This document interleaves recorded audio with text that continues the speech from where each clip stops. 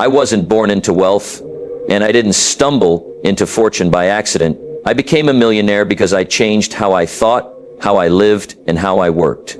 It didn't happen overnight, but it did happen when I stopped blaming the economy and started studying myself. The first lesson I learned was that you don't chase money, you attract it. Money is like a shadow, it follows value. I used to wake up thinking about what I could get. I started waking up asking, what can I give that's worth something? When I became more valuable in the marketplace rewarded me. The second lesson was the power of personal development. Before I earned my first million, I had to become a person capable of managing it. That meant reading, listening, observing, and applying. Success doesn't come from knowing, it comes from doing. I began to sharpen my skills, expand my thinking, and stretch my vision beyond survival. The third lesson was mastering consistency. Discipline is the bridge between goals and accomplishment. I built rituals into my day, simple, repeatable actions. Reading 10 pages, writing 3 ideas, saving 10%. Done every day without excuse. These quiet disciplines became the foundation for loud results. The fourth lesson was learning from failure, not avoiding it. I failed in business. I made poor investments. I hired the wrong people. But every mistake came with a lesson, and each lesson made me stronger, wiser, more equipped. Wealth doesn't come to the man who avoids pain, it comes to the man who learns how to rise after it. The fifth lesson was understanding time. Time either serves you or controls you. I stopped wasting hours on distractions and started investing them in creation. I built networks, I studied trends, I created systems that paid me while I slept. Wealth is not just a number, it's freedom of time, freedom of thought, and freedom of choice. Those 5 lessons changed everything for me. Not just my bank account, but my life philosophy. And anyone can follow them. Because success isn't reserved, it's earned through wisdom, discipline, and daily action. Wealth does not begin in the bank account, it begins in the mind. For a long time, I believed that if I just worked harder, stayed busy, and kept hustling, eventually I'd get rich. But I kept running into the same wall. I was busy, but not effective. I was tired, but not wealthy. And then I was introduced to an idea that changed my life completely. The idea that your financial life is a direct reflection of your personal philosophy, not your job, not your background, and certainly not the economy. That was the turning point. Everyone has a philosophy. It's the set of beliefs, attitudes, and assumptions they carry through life. Some people believe that money is evil, so they repel it. Others believe rich people are lucky or dishonest, so they don't study them. Some think success is reserved for a chosen few, but the truth is, if you believe you are stuck, you are. If you believe the world is abundant and you're capable of growth, that belief shapes how you act, what you pursue, and how you handle opportunities when they appear. My old philosophy was simple, but dangerous. Work hard, get paid, repeat. It sounded noble, but it had a ceiling, because no matter how hard I worked, my income remained fixed to the hour. I realized that I wasn't poor because I lacked effort. I was poor because I lacked understanding. I needed to shift my thinking from working for money to creating value, from trading time to building leverage, from survival to strategy. When you start to change your philosophy, your behavior begins to follow. It doesn't happen instantly, but gradually, like a sunrise. I began to ask better questions. Instead of, how can I make more money this week? I asked, what problem can I solve that will create value for someone else? Instead of asking, what job pays more? I asked, what skill makes me more valuable? That shift from income-figured thinking to value-figured thinking was the beginning of everything. A poor philosophy asks, what's the minimum I can do? A wealthy philosophy asks, how can I exceed expectations? One mindset avoids risk, the other manages it wisely. One blames, the other takes responsibility. One sees obstacles as a stop sign, the other sees them as a signal to think deeper, act smarter, and move faster. The marketplace doesn't pay you for your needs, it pays you for your contributions. That's why 2 people can work the same hours in the same field and earn wildly different incomes. One might focus on punching in and punching out, the other focuses on solving problems, improving systems, leading others, or innovating solutions. Same time, different philosophy, different result. I started applying this to my own life. I asked myself, what am I bringing to the table? At the time, the answer wasn't much, so I got to work. I studied communication, sales, business models. I learned how to listen better, think clearer, and solve faster. I stopped waiting for a promotion and began promoting myself. By learning, growing, and doing more than expected, another aspect of a wealthy philosophy is seeing money as a servant, not a master. When money controls your decisions, fear dictates your future. But when you control your money through principles, discipline, and planning, you free yourself from emotional decision-making. I had to stop reacting to money and start directing it, assigning every dollar a purpose, investing rather than consuming, creating rather than spending. I learned that you don't need more money to get rich. You need a better plan, and a better plan comes from a better philosophy. Your mind is your most powerful asset or your greatest liability. It either expands your vision or traps you in limitation. Once I understood that, I stopped looking at rich people with envy and started studying them with curiosity. What do they read? How do they think? How do they spend their time? What risks do they take and how do they manage them? I noticed a pattern. Wealthy people weren't always born with more. They just thought differently. They focused on assets, not just income. They built systems, not just hours. They solved problems, not just tasks. Their philosophy was rooted in growth, contribution, and leverage, and that philosophy shaped their routines, relationships, and results. This doesn't mean mindset is everything. You still need discipline, strategy, and effort. But without the right philosophy, those things are wasted. It's like rowing hard in the wrong direction. You can be the most disciplined person in the room, but if your thinking is off, your results will always fall short of your potential. I also learned that your philosophy is shaped by what you feed your mind. That's why I became a student of books, mentors, and ideas. If you keep listening to broke people, you'll keep thinking broke thoughts. If you want to elevate your thinking, surround yourself with people who challenge your assumptions, not just those who agree with your limitations. Your philosophy determines how you interpret failure. With a poor philosophy, failure is a signal to quit. With a rich one, it's a signal to learn, adjust, and try again with more insight. I failed many times before I succeeded, but because I had started to reshape how I thought, those failures became stepping stones instead of tombstones. What really changed everything wasn't an event or a stroke of luck. It was a process of refining my philosophy. Every day I'd take time to think, to evaluate my progress, to ask, what am I doing that's working? What's not? What must change? That kind of reflection done consistently will move your life forward faster than any lottery ticket or quick fix strategy ever could. The truth is, no matter where you start, you can change your future if you change your philosophy. You don't need approval, permission, or perfect conditions. You just need a decision, a firm decision to think better, live wiser, and act with purpose. And the best part, you don't need 100 ideas. Just one good idea, deeply understood and applied consistently, can turn your whole financial life around. That's how it began for me, and it can begin for anyone willing to take responsibility for how they think and what they believe. Your current income is temporary. Your current philosophy is permanent until you change it. And when you do, everything else begins to change with it. The moment you realize that wealth is not something you chase, but something you build from the inside out, you've taken the first step to becoming not just rich in dollars, but rich in wisdom. And wisdom always pays the best dividends. For most of my early life, I was told that if I wanted to succeed, I needed a good education, a formal one. So I went to school, got my qualifications, followed the script. And while formal education gave me some useful tools, it didn't teach me how to build wealth. It taught me how to make a living, not how to create a fortune. That realization hit me hard the day I met someone who had far less schooling than I did, but earned 10 times as much. I had to ask myself, what does he know that I don't? That's when I discovered the difference between formal education and self-education. Formal education can teach you how to follow instructions, pass tests, and work inside systems. Self-education teaches you how to think, how to question, how to build something from nothing. It's the difference between being trained and being transformed.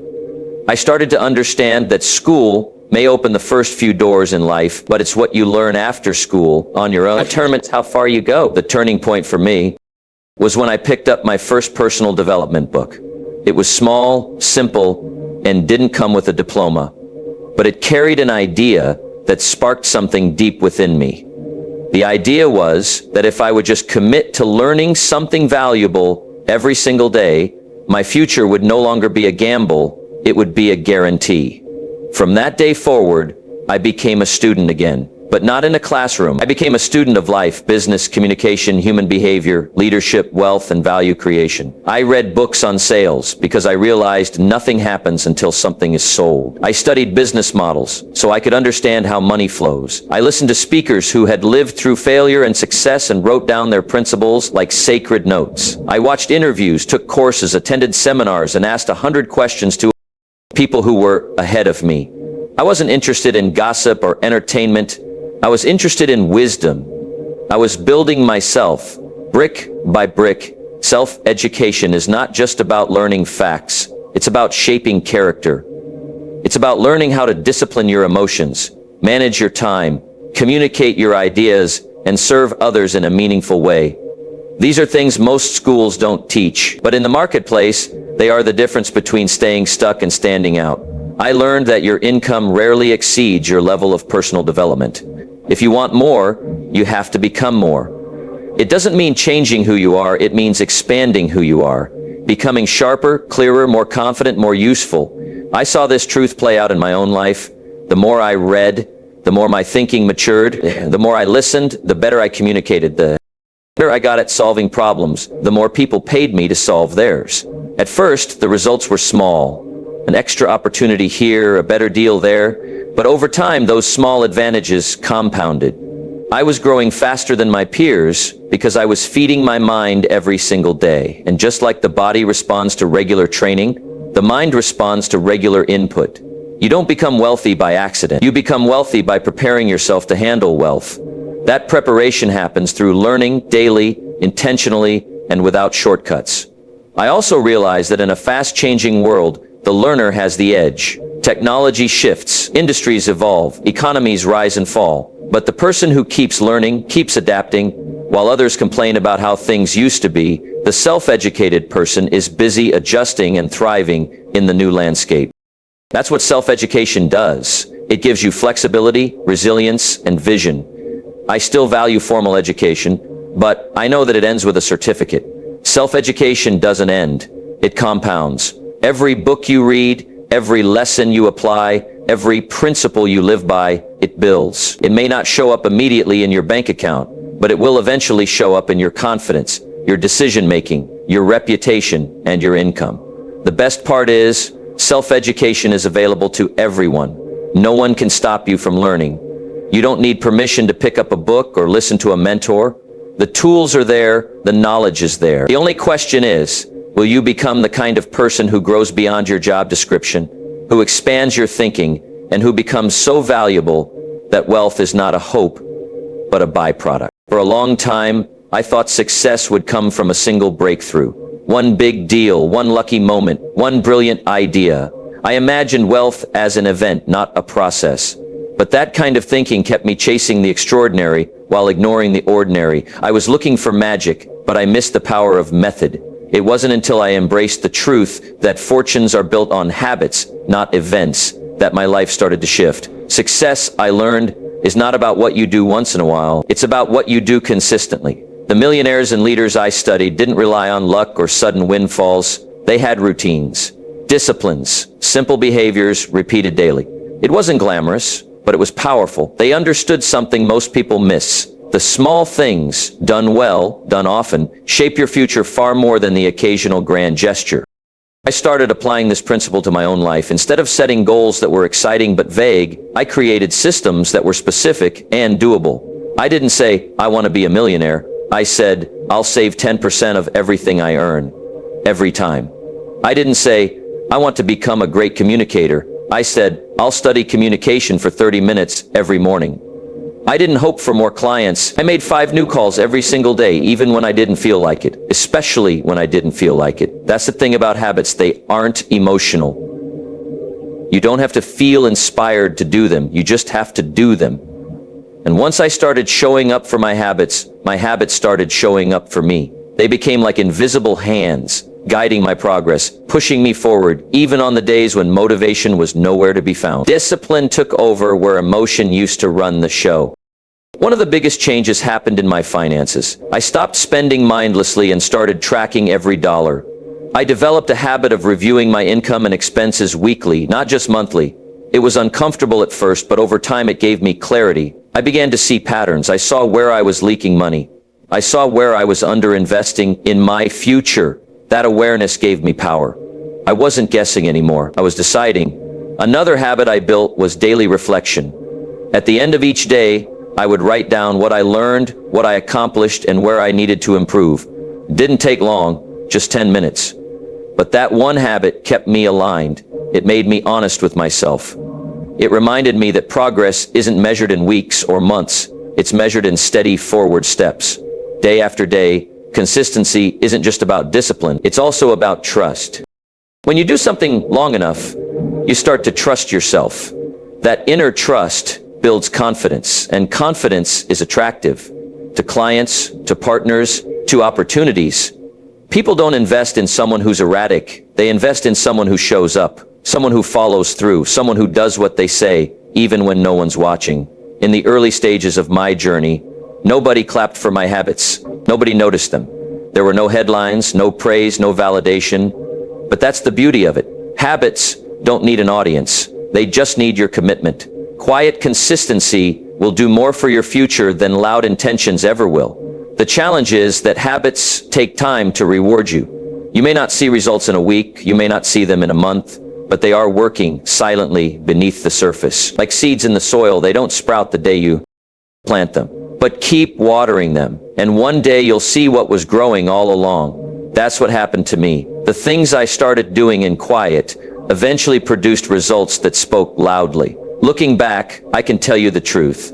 My million-dollar results didn't come from a single moment of brilliance. They came from a series of small, often boring choices made daily. They came from habits: reading, saving, reaching out, showing up, evaluating, improving. Each habit acted like a brick in the foundation of my future. Miss one brick, no problem. Miss 10, the structure weakens.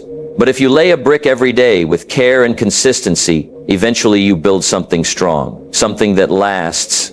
So if you want to change your life, don't wait for a miracle. Build a habit. Start small, stay steady, and trust the process. Wealth doesn't arrive in one big wave. It rises slowly, habit by habit, like the tide. There was a time when I believed that talent and effort alone would bring success.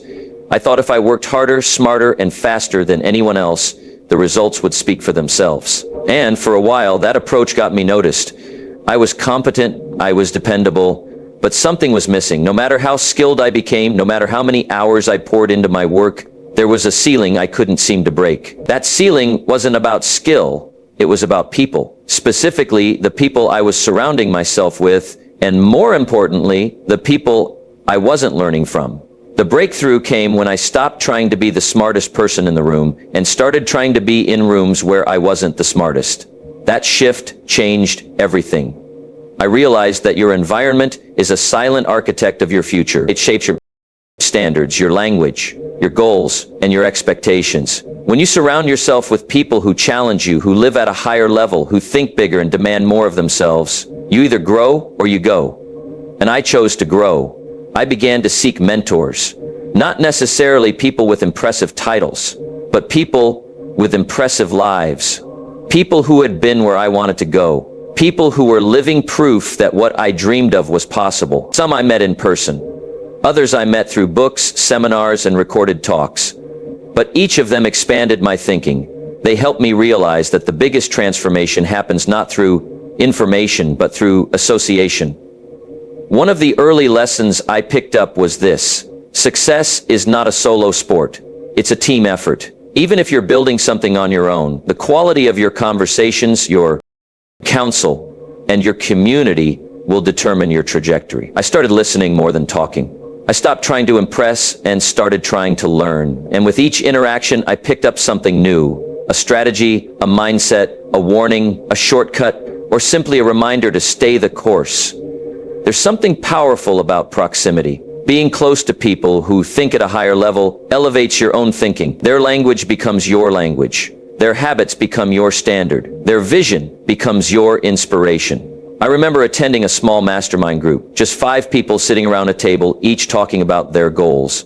One person mentioned a revenue target that was double what I had ever imagined for myself. And he said it casually, as if it was normal. That conversation alone stretched my belief about what was possible. From that day forward, I stopped limiting my goals based on my past and started expanding them based on what I was exposed to. Sometimes we underestimate how deeply we're shaped by our surroundings. Spend enough time with people who complain, who blame, who fear risk, and soon you find yourself lowering your standards to match theirs. But spend time with people who take responsibility, who act with discipline, who think long-term, and you rise. Not because they push you, but because they reflect what's possible. It's subtle, but it's powerful. Environment isn't just background, it's influence. I also learned that mentorship isn't about dependency, it's about direction. A great mentor doesn't give you answers, they give you better questions. They don't hand you the map, they help you draw your own. And over time, I began mentoring others too. That completed the circle. Because when you teach, you reinforce your own learning. When you help others rise, you grow stronger yourself. Giving wisdom is one of the best ways to keep it alive. One mistake I see people make often is trying to go it alone out of pride. They think asking for help is weakness, but I found the opposite to be true. Asking for help is a sign of maturity. It shows you value progress more than ego. Some of my biggest financial breakthroughs came from a single conversation, a single tip, a single piece of guidance from someone who'd already walked the road. Had I been too proud to listen, I would have missed them. It's also important to note that your environment isn't only about who you talk to, it's also about what you consume, what you read, watch, and listen to. I stopped feeding my mind with distractions and started filling it with education, perspective, and depth. I chose to follow thinkers who inspired possibility, not people who stirred fear or drama. Over time, this reshaped my default state of mind. I became calmer under pressure, more solution-oriented, more resourceful. That shift in mental posture had a direct impact on my earning potential, my leadership, and my resilience. We are social creatures, and whether we realize it or not, we are always adapting to the people around us. So the question isn't, am I being influenced? The question is, who am I letting influence me? That's a question worth revisiting often, because seasons change. As you grow, your circle may need to change too. Not everyone is meant to stay with you on the journey. Some relationships are for support, others are for stretching. Know the difference. I began choosing my circle with integrity, who respected time, who talked about ideas, instead of people, who acted instead of blamed. And when I couldn't find those people in person, I found them through pages and podcasts. I made sure my environment matched my ambition, because you can't grow in soil that's constantly pulling you down. One final insight I gained from mentorship and proximity was this: success leaves clues, patterns, principles. You don't have to reinvent them. You just have to notice them and apply them. Most every wealthy, fulfilled person I studied had gone through failure, had been underestimated, had questioned themselves at some point, but they kept learning, they kept surrounding themselves with the right people, and they kept moving forward. That's not magic, that's a model, and models can be followed. In the end, one of the most powerful decisions I made on the road to becoming a millionaire was the decision to no longer be the hero of my own story, but the student, the one who listens, who observes, who grows. The people around me, the voices I allowed into my life, the mentors I chose, the values I absorbed, they all helped me rise higher than I ever could have on my own. That is the power of environment. And once you understand it, you never leave it to chance again. Let me now give you the conclusion of the motivational speech. How I became a millionaire, 5 powerful lessons that changed everything. In the same educational tone, inspired by Jim Rohn's style and without labeling it as a conclusion. Looking back on the journey, the results I achieved were never the product of a single decision, but a series of internal shifts. What changed wasn't the economy or the market or the world, it was me. I changed my philosophy. I changed how I used my time. I built daily disciplines that at first seemed small, but turned out to be life-changing. I stopped chasing luck and started mastering fundamentals. I learned that money doesn't flow to those who need it. It flows to those who understand how to attract it, manage it, and multiply it through discipline and vision. I understood that habits compound, people elevate or drain, and exposure expands belief. I learned that consistency beats intensity, that wealth responds to structure, and that every breakthrough is born from better questions and better choices. What once felt out of reach became inevitable, not because of arrogance, but because of alignment. I aligned my mindset, my habits, my environment, and my values, and everything else followed. No one handed me a map, but once I understood the terrain, once I accepted that I am responsible for what I plant and what I water and what I harvest, everything changed. And that change, like all change, began inside.